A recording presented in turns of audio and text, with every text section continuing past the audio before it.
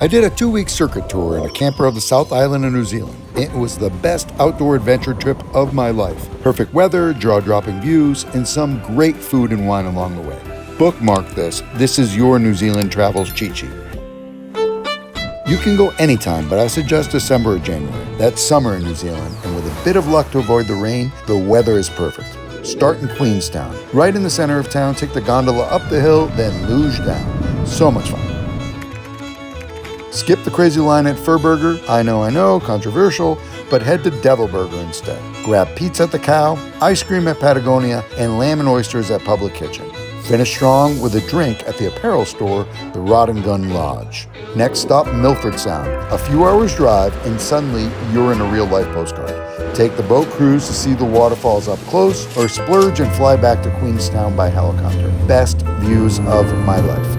Now, we tried to do the cute storybook camper thing. We rented a 1976 Volkswagen Kombi named Little Miss Sunshine. Adorable idea until it broke down on day one. No, God! We grilled in it after getting towed, so at least she went out in style. Switched to a Brits camper after that, way more reliable, lesson learned.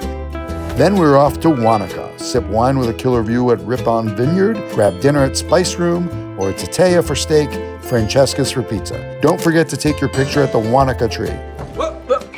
Here I come. It's iconic. Right outside of Wanaka, you'll find Puzzling World. Give yourself some time. Those mazes look innocent until you're 10 turns deep and questioning life. Totally worth it. From there, jump in the camper and head for a beautiful 4-hour drive to Franz Josef Glacier and set down at Otto McDonald's campground. No showers, but the glacier views make up for it. Perfect spot for a New Year's plunge. If you're brave enough for an ice bath, you will never forget. Grab food at the Snakebite Brewery, which has surprisingly great Asian food, Alice May for a hearty meal, and Monsoon for drinks. See the kiwi birds, a national bird of New Zealand, at the West Coast Wildlife Center. Soak in and relax at the glacier hot pools, or just go horseback riding. It's gorgeous. Next up, Hokitika. We stayed at the super clean Hokitika Kiwi Park. Highly recommend. Hit Fat Pee-Pee for pizza and Dulce's for fish and chips. Then drive about 1 hour north and east to Arthur's Pass. Camp at Jackson's Retreat. Hike the waterfalls by day and spot glowworms at night.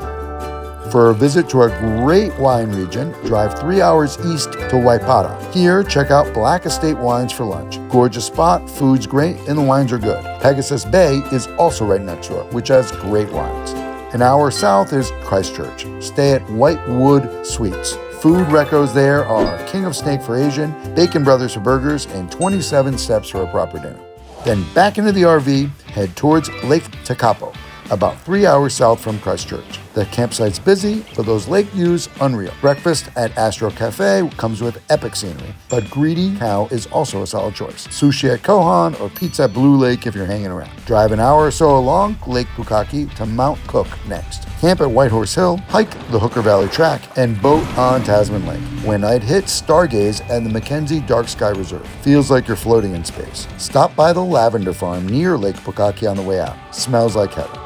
To wrap things up, we drove about 3 hours back to Queenstown, then hopped a flight to Auckland in the North Island for the coolest experience of the trip, joining a Maori elder and his family to prepare a traditional hāngi in their backyard. It's the ancient cooking method where you dig a hole and the food, pork, chicken, veggies, is wrapped up, buried over hot rocks, and slow cooked in the earth. Simple, smoky, insanely good. Such a special cultural moment to be part of. We finished the trip in downtown Auckland.